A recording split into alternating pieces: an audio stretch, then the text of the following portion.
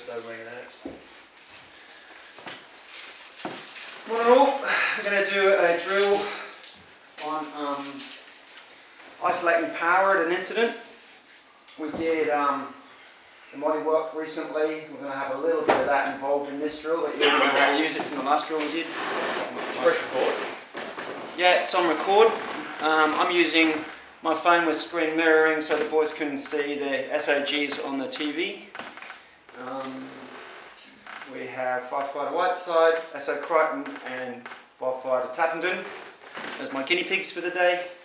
We're just going to go over a couple of incidents first on at jobs where fireys have been electrocuted, so we can just reinforce how important it is to use our safety gear and to isolate the power at the jobs. Yeah, grab one of these each. I've printed up a couple of. I'll read through it and we'll talk about any relevant points. If you've got any questions or anything to add, feel free to jump in at any time. You guys, you know where the toilets are. If you need a drink of water, grab one now. If we get an incident, just make sure I don't forget to grab this. Electrical safety kit's got to go back in the pump, obviously, if we get the bells go. Okay, I'll put that down for a second. A recent house fire, firefighters received 4 electric shocks when parts of the house became electrified. It's likely that the electric shocks could have been prevented or reduced in number if the electrical hazard had been recognised and standard electrical safety guidelines had been followed. Early evening and getting dark when firefighters responded to a house fire. On arrival they found a rundown house surrounded by a 2-metre fence, metal fence I believe. Flames were showing from the ridge capping and the side window. Firefighters gained access through the fence and started an attack through the side window to assist with firefighting. They pulled down a welded mesh security screen, leaving it attached to the bottom of the window. Shortly after, the first electric shock occurred when a firefighter leant against the mesh screen while fighting the fire. Firefighters then turned off power at the switchboard. Firefighters then forced entry through the front door for a search and rescue and fire attack. Finding no one in the front part of the house, they moved towards the back. The second and third electric shocks occurred when a firefighter's foot went through burnt floor in a back room and touched metal pipes. The firefighters immediately evacuated. The firefighter then returned to the switchboard trying to find out why there was still power inside. The firefighter noted that the main switch was off, but the hot water switch was still on. A fourth electric shock occurred when the firefighter wearing only firefighting gloves turned off the hot water switch. At this point, all firefighters withdrew from the house until the electricity company could isolate power. The firefighter who had received the electric shocks inside the building was transported to hospital for observation. Question: how did the house get electrified? An inspection of the house with the electricity company determined that the fire on the roof had melted the insulation wires that carried the power from the point of attachment to the switchboard, that's the consumer mains. This meant that the earth wire and conductive material in the house carried electricity into the ground, creating a pool of electricity. Every conductive object touching the ground would have been electrified. Additionally, steel bracing strips installed over the surface of the building electrified even more of the structure than would have been expected. Complicating the matter, the hot water and the main switches operated in opposite directions. I've never seen that before. You guys seen that before? The hot water goes up and the mains goes down? Old ones maybe. Still. That's probably what caused it, just automatically assuming that everything had to be flicked down. Oh, it's okay. What could have been done? Isolating power at incidents reminds us that electricity is a hazard at every structure fire. If the heat of fire impacts the consumer mains, the risk to firefighters increases significantly. Turning off power needs to be a priority. Until the power is isolated to the site by the electricity company, the consumer mains remain alive. If the consumer mains is damaged by fire, as in this case, it's impossible to predict what parts of the structure could be electrified. Before the power is isolated, work should be restricted as far as practical to that required to protect life or prevent dangerous expansion of the incident.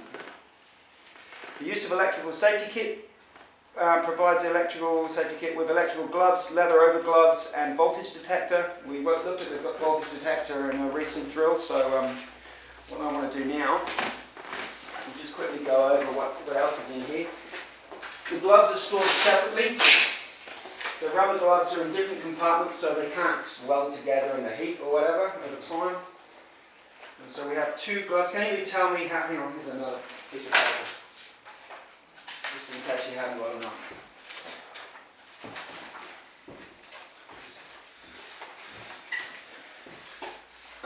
Anybody tell me how long these gloves are in service for? Any ideas? 12 months. Well done, that's fine. So they're replaced annually. We've got 2 dates on this. This one was brought online on September 2014 and it expires on September 2015. Okay, we've got to check that there's no air holes in them before we don them. So you grab them by the top, make sure there's a bit of air in them, pinch it tight, spin it over a few times, and give it a squeeze, and have a listen for any escaping air. It's all good. These go underneath the leather gloves.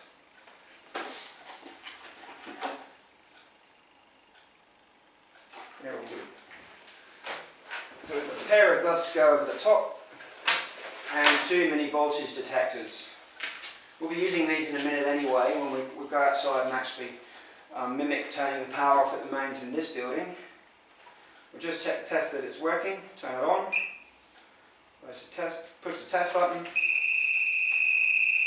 that's all fine. That's on low, and that's on high, that's fine.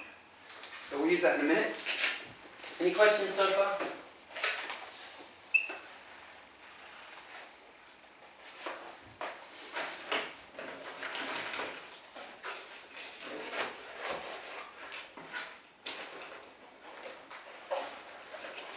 So you don't check them with French chalk anymore?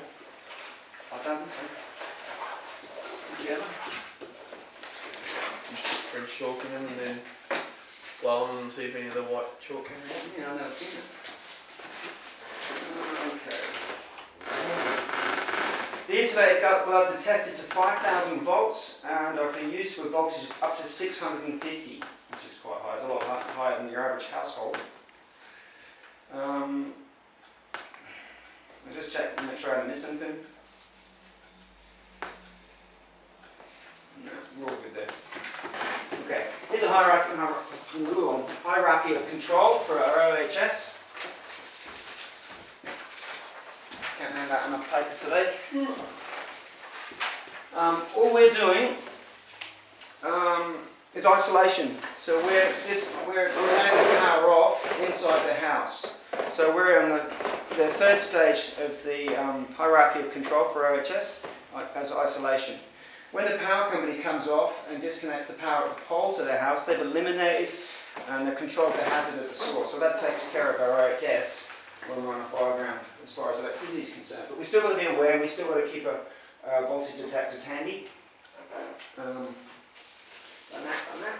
Let's have a look at the SOGs and then we'll go out and go through the flicking on and flicking off. Okay, I'll draw your attention back to the TV. And this is our actual drill, what we're about to do. Start with the hazard, of course. Contact with or close approach to live wires or electrical equipment could kill you or injure you. Any questions so far, by the way? We're all good? If you receive an electric shock or suspect that you've received one, the incident controller must be informed. You must be transported to hospital for assessment and treatment. Power is isolated from the electricity network to control the risks associated with the following electrical hazards. Damage to the structure may expose wires and cause conductive material in contact with them, gutters, downpipes, cladding, fences, etc. to become live. Water in contact with exposed wires acts as a conductor and will become live. Damage to a structure may cause wires to fall and touch the ground, creating a voltage gradient, increasing the risk of electric shock through step and touch potential. When visibility is reduced, smoke or darkness, for example, fallen or low-hanging live wires may be difficult to see. So if you're actually in a house fire and the ceilings come down and there's wires all over the place, it's pretty hard to see that when it's smoky. Even when power is turned off at the switchboard, the wires that deliver the power to the switchboard from the network, the consumer mains, remain live until the electricity company isolates the power to the site. A structure may have illegal wiring, for example, the electricity theft, or clandestine drug labs or squats. Illegal wiring or connections may be uninsulated. Wire and attachments may be hidden or unpredictable. There may be more than one switchboard for the site, for example, industrial complexes, individual home units or houses after major renovations. That place in Nankara, that gym in Nankara, has got heads of little boards all over the place. Mimic panels in there too. Once power has been isolated, there may still be an electrical hazard if the structure has an alternative power source, for example solar panels, wind turbines, methane system, uninterruptible power systems, a UPS or backup generator. Tactical considerations. In some cases, mostly at larger structures and complexes, it may not be appropriate to turn off the power to the entire structure. Like I said, industrial complexes, high-rise buildings and healthcare facilities. Isolating power means disconnecting power to the site. This can only be done by the electricity company. As an interim measure, firefighters can turn off power within the structure at the switchboard. We don't cut wires anymore. Even if they appear to be dead, cutting wires could expose you to electricity which could kill or injure you. To turn off and isolate the power, contact comms. Request the electricity company to attend to isolate power from the electricity network to the site. If it's not appropriate to turn off power to the entire structure, liaise with on-site experts to determine how best to turn off the power. Check any pre-incident plans for safe shutdown procedures. At the switchboard, assume the switchboard is live. Don electrical gloves, then overgloves. Put your helmet visor down. Ensure the area around the switchboard is safe to approach. Check for hazards such as structural collapse, radiant heat, pooled water or fallen wires. Identify the main switch and other circuit breakers in the switchboard. Turn your eyes away in case the power arcs and there are flashes. Flick the main switch or switches to off. Turn off all other circuits, switch circuit breakers to off or remove fuses. Advise all personnel at the incident and that ComSend that power has been turned off at the switchboard. Restrict work as far as reasonably practical, so that required to protect life or prevent dangerous expansion of the incident. Carefully consider whether the possible benefits of undertaking the work outweigh the risks. Once the electricity company representative isolates the power to the site, advise all personnel at the incident and comms that the power has been isolated to the site. If there is any doubt about isolation of power to the site, test for presence of electricity with a voltage detector. Assess whether there are alternative power sources. Some precautions before power is isolated. If you need to work inside the structure before power is isolated to the site by the electricity company, assume all conductive material is live. Avoid contact with anything that could conduct electricity. Use a voltage detector to identify electrical sources, being aware of its limitations. For example, detection may be hindered by cable shielding. If you find an electrical hazard, exposed wires or something, immediately inform your crew and notify the incident controller. Establish an exclusion zone around any identified hazard.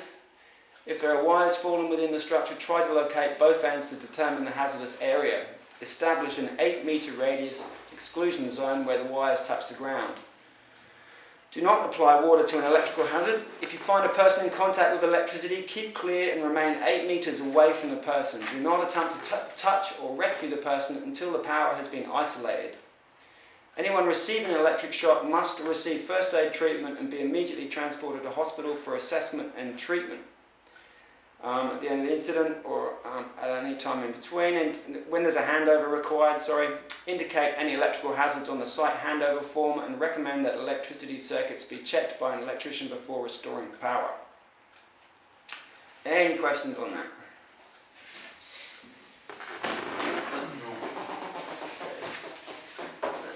Now, just before we go outside, just a quick one on smoke detectors.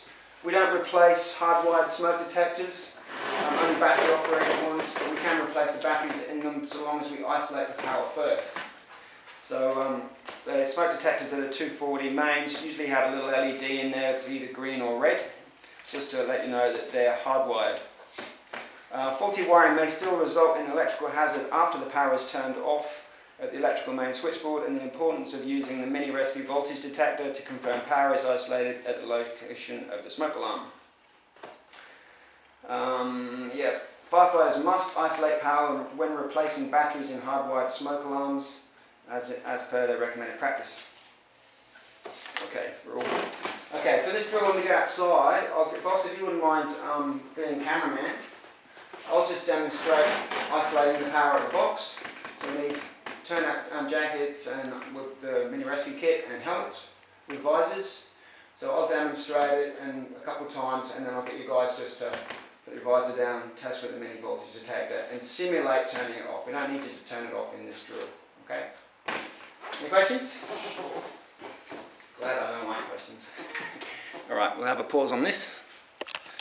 Well, this is a public footpath and there's a main road behind you, so that's our main issue today, is just stay clear from the main road. If any public comes along, then clear back in up against the wall. There's our fuse box there. I'll just run through it and then I'll do a verbal after.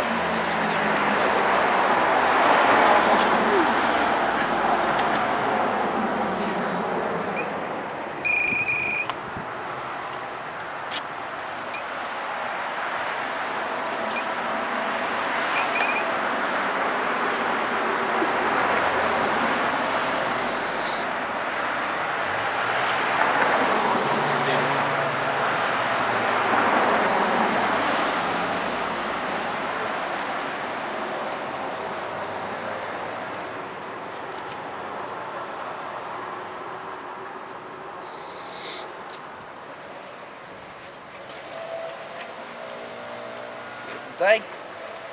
Weather stayed with us.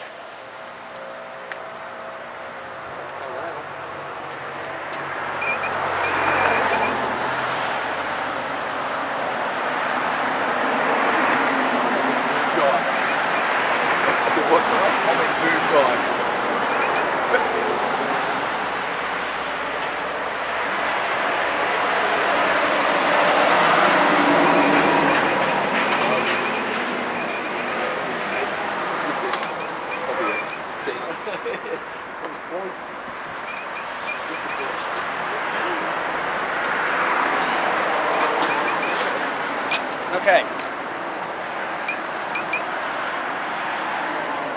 So first thing I did was make sure that the area was safe, that there weren't any immediate hazards, no water falling on the ground, no wires obvious, no other hazards that might be at a house fire. Safe approach is always the first thing we think of. Got my rubber gloves inside my work gloves. Tested the area with a mini voltage detector.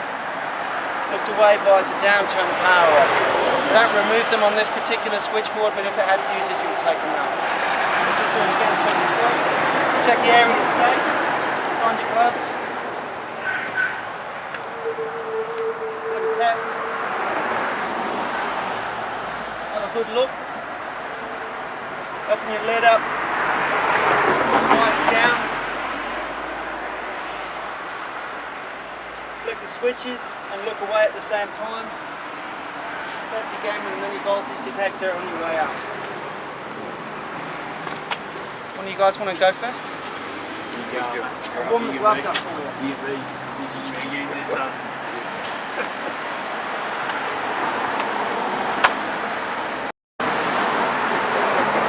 We're sweaty. I only used him for a few seconds. He's already sweaty.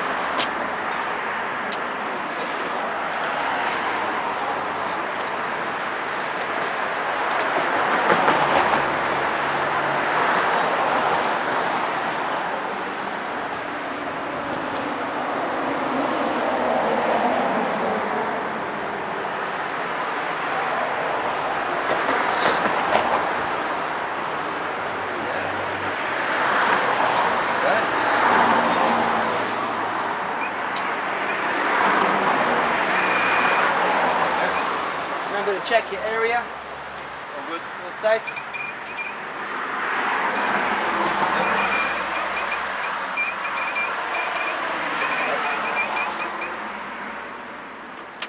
Have a good look before you turn it off.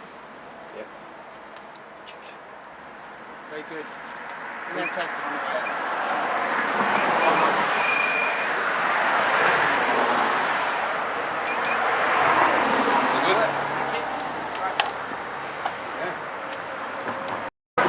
questions on that? Usually the boss will be doing this anyway, but it might be cool to do it sometimes. I can delegate. Yeah, exactly. Alright, thanks for your help, guys. I'll just take you inside. We've got a couple of forms to fill in. You see how the drill went, and that's it.